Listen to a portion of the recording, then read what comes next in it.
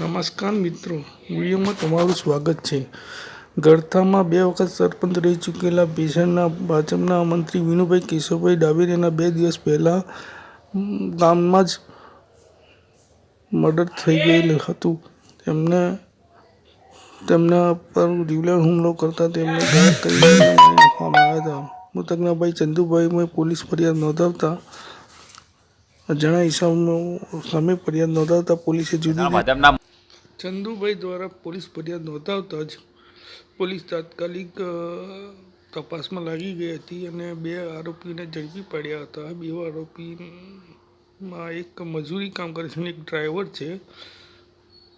જૂનાગઢના ભીષણ ગામમાં બનેલી ઘટનાથી આજુબાજુ ગામોમાં જોરદાર પ્રતિઘાત પડ્યો છે અને પોલીસે 2 આરોપીને ઝડપી પાડીને આગળની કાર્યવાહી ચાલુ છે.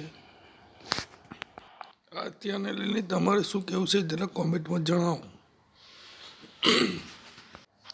ગુનાની ગંભીરતાને લઈને પોલીસે તાત્કાલિક કાર્યવાહી કરી અને 2 આરોપીને ઝડપી પાડ્યા હતા. આ 2 દિવસ પૂર્વનો બનાવ છે. વિડીયો જોઈને લાઈક અને શેર કરી દેજો.